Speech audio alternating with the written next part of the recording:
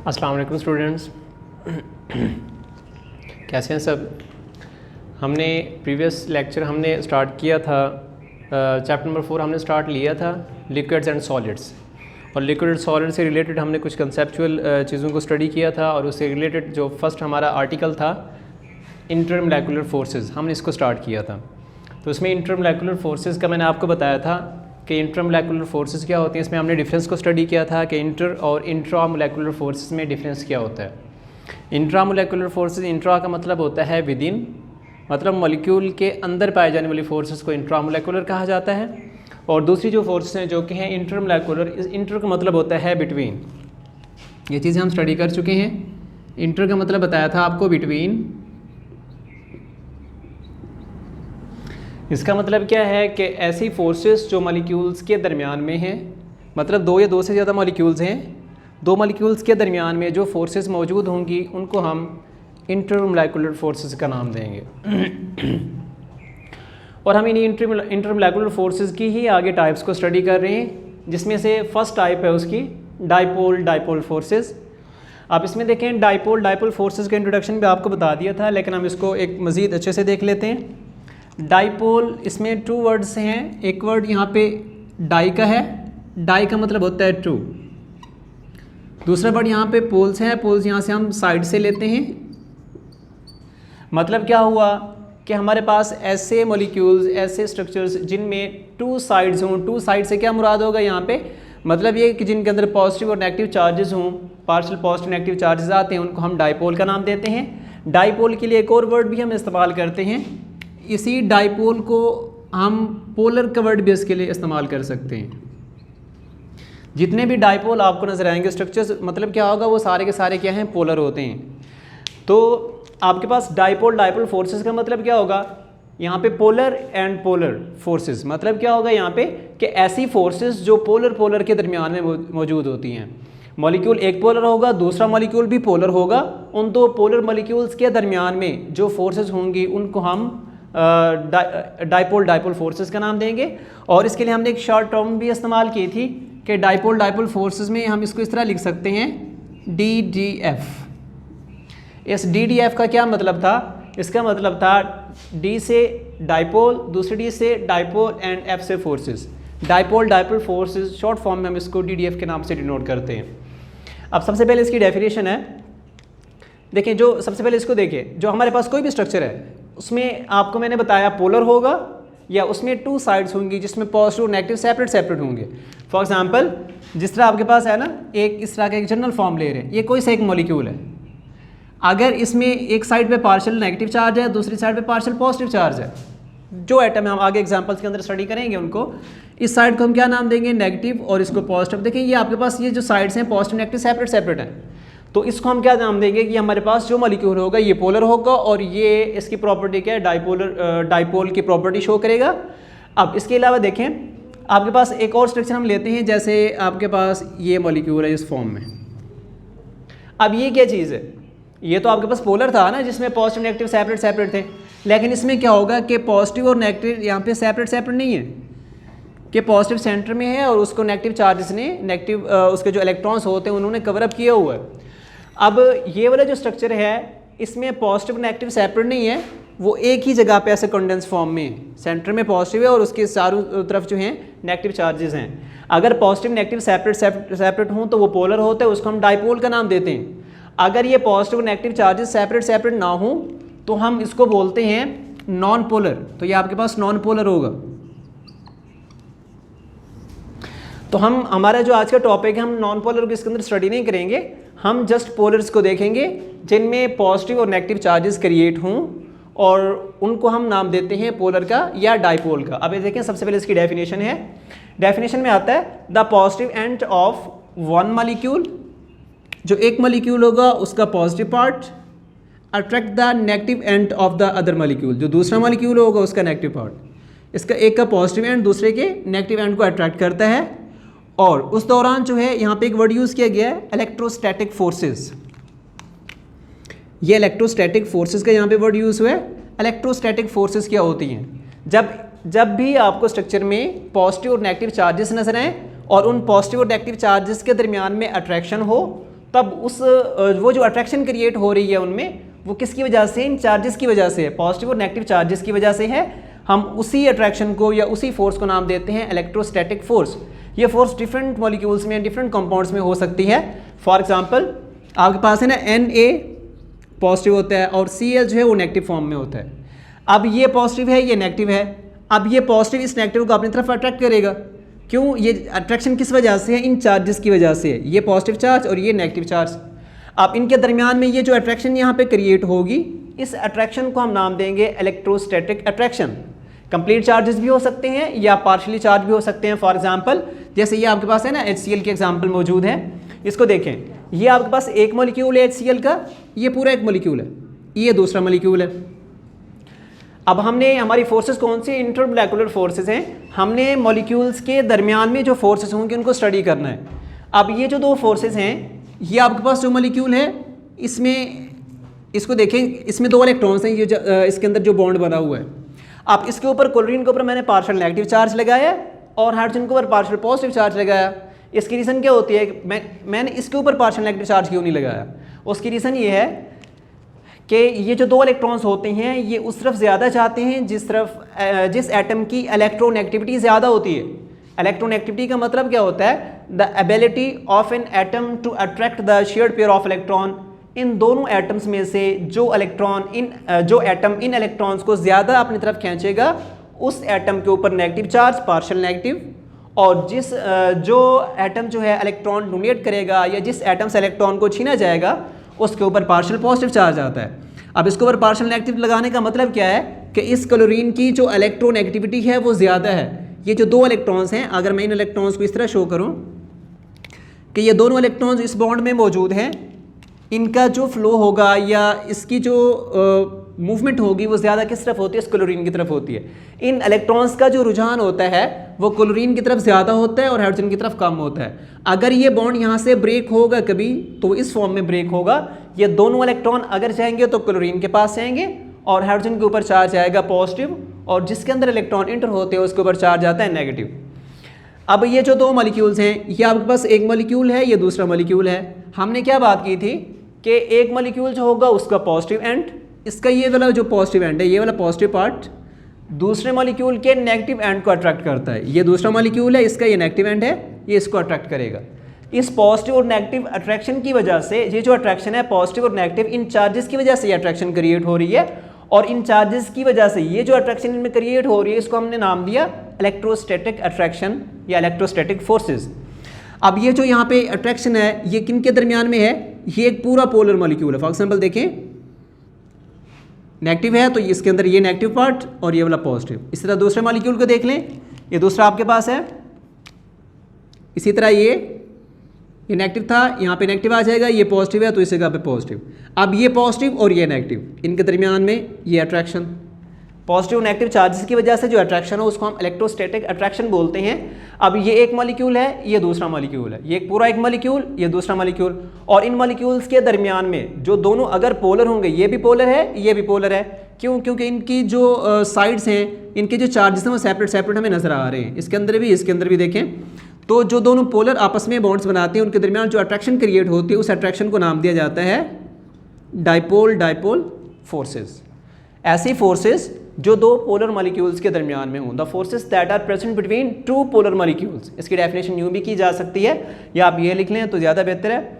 इसमें आ जाएगा the forces that is present between 2 polar molecule. ये भी पोलर है, ये भी पोलर है, तो इस वजह से इस फोर्स को हम क्या नाम देंगे? Dipole dipole force. अब नेक्स्ट आ जाते हैं हम, इसमें सेकंड एग्जांपल है CHCl3। CHCl3 जो है इसको हम बोलते हैं क्लोरोफॉर्म। ये क्लोरोफॉर्म का यहाँ पे मॉलिक्यूलर फार्मूला दिया हुआ है CHCl3। अब इसमें देखें, इसको मैंने यहाँ पे ओपन करके लिखा है। हमारी डेफिनेशन जिस तरह थी उसी हिसाब से हम इसको लेके चलेंगे। एक एटम का पॉजिटिव पार्ट दूसरे के नेगेटिव पार्ट को अट्रैक्ट करेगा। इसमें देखें यहाँ पे क्लोरीन की इलेक्ट्रोनेगेटिव, जो क्लोरीन एटम है और दूसरा यहाँ पे कार्बन है, तीसरा हाइड्रोजन है, इनमें से सबसे ज़्यादा जो इलेक्ट्रोनेगेटिविटी होती है वो क्लोरीन की होती है। क्लोरीन के जितने भी एटम हैं ये हाईली इलेक्ट्रोनेगेटिव हैं, इस वजह से इनके ऊपर पार्शियल नेगेटिव चार्ज तीनों के ऊपर। और इलेक्ट्रॉन को खींचा कहाँ से जा रहा है? ये 2 इलेक्ट्रॉन्स थे, एक कार्बन का एक क्लोरीन का, ये इलेक्ट्रॉन्स का जो फ्लो होगा, इलेक्ट्रॉन्स की जो अट्रैक्शन होगी वो किस तरफ ज़्यादा होती है, ये क्लोरीन इनको ज़्यादा अपनी तरफ अट्रैक्ट कर रहा होता है, तो इस कार्बन के ऊपर इलेक्ट्रॉन की कमी हो जाती है। इस कार्बन के ऊपर इस इलेक्ट्रॉन की कमी की वजह से इसके ऊपर हम चार्ज शो करते हैं पार्शियल पॉजिटिव का। अब कार्बन एटम से इलेक्ट्रॉन को खींचा जा रहा है, अब कार्बन ने अपनी इस कमी को पूरा करने के लिए इसने क्या करना है, साथ वाला जो इसका एटम होगा इसने देखना है कि वो मुझसे ज़्यादा पावरफुल है या कम है। तो ये वाला जो एटम है इससे इलेक्ट्रॉन एक्टिविटी जो हाइड्रोजन की है वो कार्बन से कम होती है, तो कार्बन ने अपने इन इलेक्ट्रॉन्स की कमी को पूरा करने के लिए इस हाइड्रोजन के इलेक्ट्रॉन्स को अपनी तरफ खींच लेना है। ये जो इलेक्ट्रॉन का फ्लो होगा वो इस कार्बन की तरफ ज़्यादा हो जाएगा हाइड्रोजन के इस पर, ठीक है। कार्बन के इलेक्ट्रॉन्स को क्लोरीन खींच रहा है और कार्बन इन इलेक्ट्रॉन्स की कमी को पूरा करने के लिए हाइड्रोजन से इलेक्ट्रॉन को खींचेगा, तो हाइड्रोजन के ऊपर भी चार्ज किया जाएगा पार्शियल पॉजिटिव। इसी तरह सेम प्रॉपर्टी स्ट्रक्चर के अंदर मौजूद हैं। अब इन दो पार्शियल पॉजिटिव और पार्शियल नेगेटिव, इन दो चार्जेस के दरमियान, ये पॉजिटिव चार्ज है, ये नेगेटिव चार्ज है, इसके दरमियान में ये एक अट्रैक्शन क्रिएट हुई जिसको मैंने इसमें एक डॉटेड लाइन से शो किया है। अब ऐसी अट्रैक्शन जो पॉजिटिव और नेगेटिव चार्जेस के दरमियान में हो उसको हम नाम देते हैं इलेक्ट्रोस्टैटिक अट्रैक्शन या इलेक्ट्रोस्टैटिक फोर्सेज। अब जो अगर दोनों जो आपके स्ट्रक्चर्स हैं वो पोलर हैं, ये भी पोलर है, देखें पॉजिटिव नेगेटिव चार्जेस सेपरेट हैं, ये भी पोलर है, तो इस अट्रैक्शन को हम नाम देंगे डाइपोल फोर्सेस। यहाँ तक क्लियर है।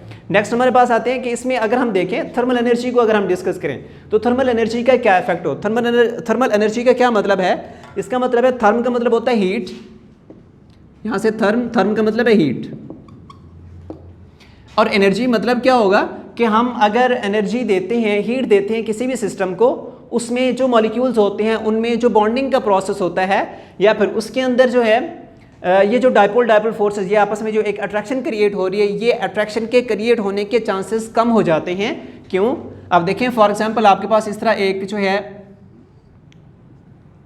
कोई भी लिक्विड है, HCl समझ लें कि ये HCl है, ये HCl का मॉलिक्यूल है, इधर ये HCl का मॉलिक्यूल है, ये HCl का molecule and so on, lot of molecule HCl के इस के अंदर मौजूद हैं।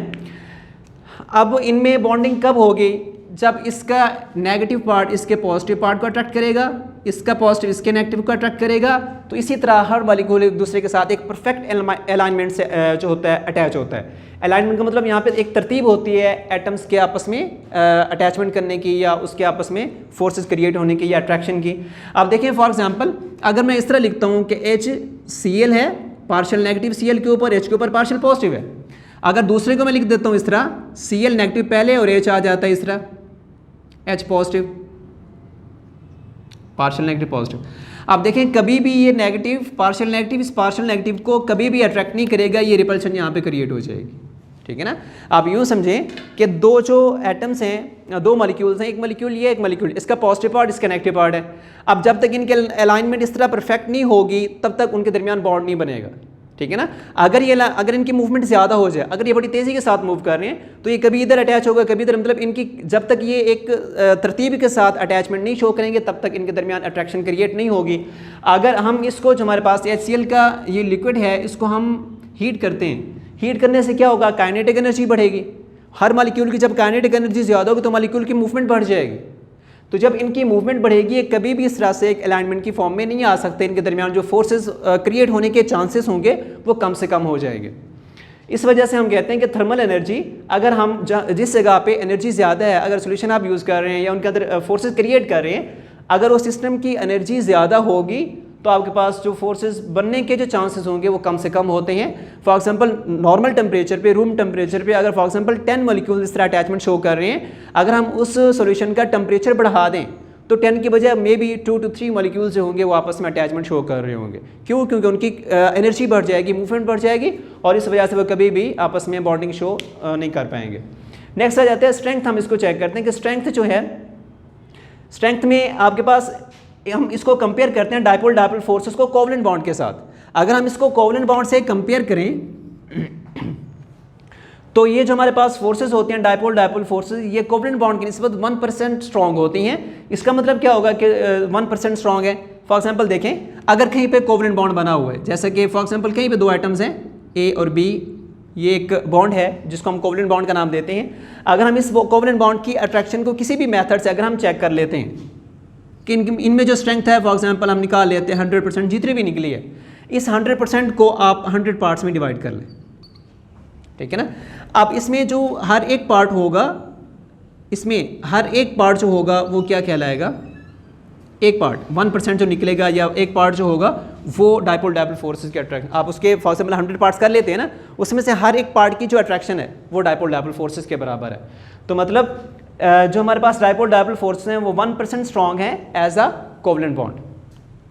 नेक्स्ट आ जाते हैं इसके फैक्टर्स हैं कि इस फैक्टर में इलेक्ट्रोनेगेटिविटी डिफरेंस किस तरह इफेक्ट करेगा डाइपोल डाइपोल फोर्सेस को, कि अगर एटम्स के दरमियान, मॉलिक्यूल्स के दरमियान में जो डिफरेंस होगा, जो उनके दरमियान इलेक्ट्रोस्टैटिक फोर्सेस क्रिएट हो रही हैं या डाइपोल डाइपोल फोर्सेस क्रिएट हो रही हैं, अगर उनमें जो मॉलिक्यूल है, जैसे ये मॉलिक्यूल आपके पास एग्जांपल मौजूद है, इसको देखें, ये एक मॉलिक्यूल था, अगर हम इसका इलेक्ट्रोनेगेटिविटी डिफरेंस निकाल लेते हैं, इसका भी आप इलेक्ट्रोनेगेटिविटी डिफरेंस निकालें, अगर इलेक्ट्रोनेगेटिविटी डिफरेंस जितना ज़्यादा होगा, यहाँ पे मैंने एक डायरेक्ट का साइन लगाया है, जितना इलेक्ट्रोनेगेटिविटी डिफरेंस दो एटम्स के दरमियान ज़्यादा होगा उतना आपके पास डाइपोल डाइपोल फोर्सेस स्ट्रॉन्ग होती जाएंगी।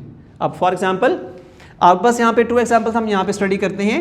एक आपके पास HCl है, HCl, इनके दरमियान ये बॉन्डिंग मौजूद है, और इसी तरह हम दूसरे एग्जांपल लेते हैं HBr,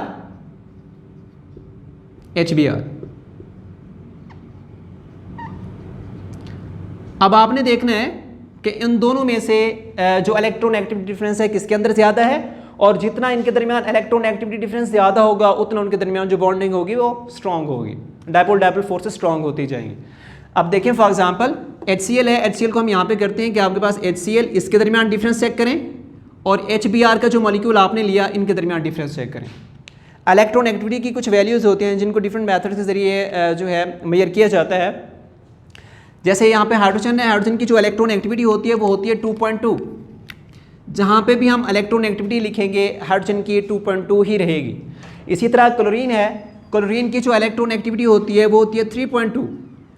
इसी तरह यहाँ पे हाइड्रोजन है तो इसकी इलेक्ट्रोनेगेटिविटी सेम रहेगी 2.2, और यहाँ पे Br है तो ब्रोमीन है, इसकी जो इलेक्ट्रोनेगेटिविटी होती है वो होती है 3। अब आपने इनका डिफरेंस चेक करना है, देखें ये 3.2 है, ये 2.2 है, कितना डिफरेंस आएगा यहाँ पे 1 का। अगर इनमें डिफरेंस चेक करें, ये 2.2 है, ये 3 है, कितना डिफरेंस आएगा 0.8 का। अब ये 1 है, ये 0.8 है, तो जितना इलेक्ट्रोनेगेटिविटी डिफरेंस का मतलब कि आपने दोनों के इलेक्ट्रोनेगेटिविटी को माइनस करना है, जो आंसर आएगा वो उसका डिफरेंस होगा।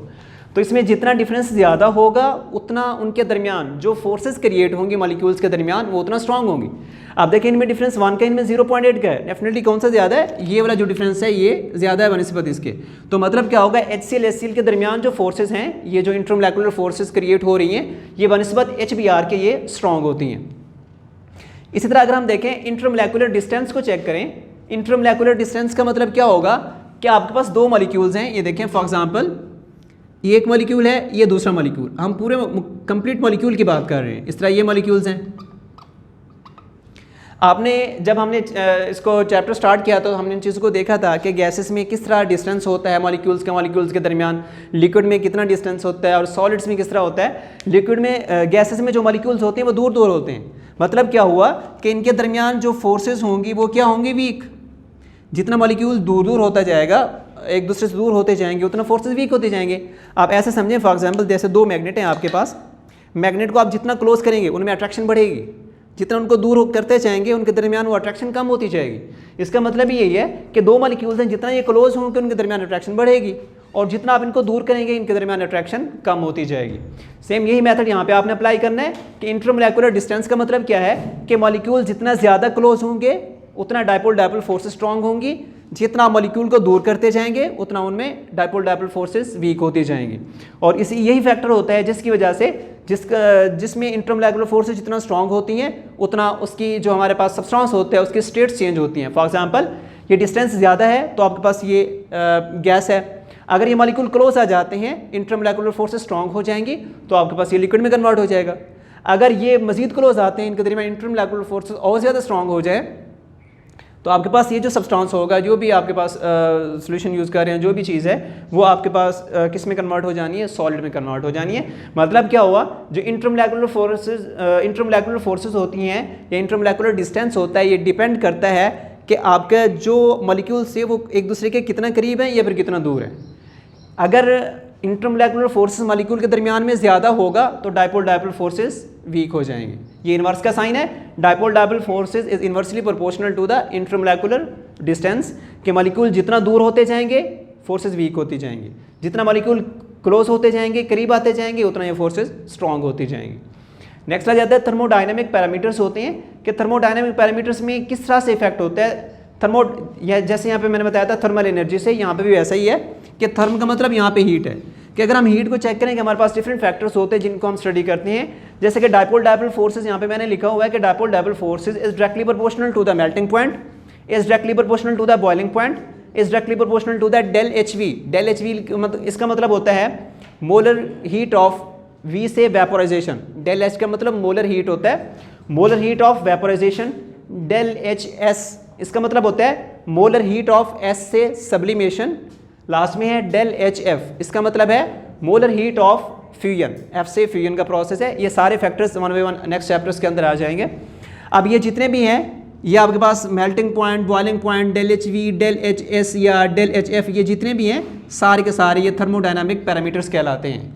जितनी डायपोल डायपोल फोर्सेस स्ट्रॉन्ग होती जाएंगी उतना मेल्टिंग पॉइंट बढ़ जाएगा, उस हिसाब से बॉइलिंग पॉइंट इंक्रीज होता जाएगा, उस हिसाब से डेल एच वी, अगर आप किसी चीज़ को वेपर्स की फॉर्म में कन्वर्ट करना चाहते हैं, अगर फोर्सेस स्ट्रॉन्ग हैं तो आपको उतने ज़्यादा हीट देनी पड़ेगी उसको वेपर्स में कन्वर्ट करने के लिए, अगर फोर्सेस वीक हैं तो थोड़ी सी हीट लेके उसमें वेपर्स में कन्वर्ट हो जाना है।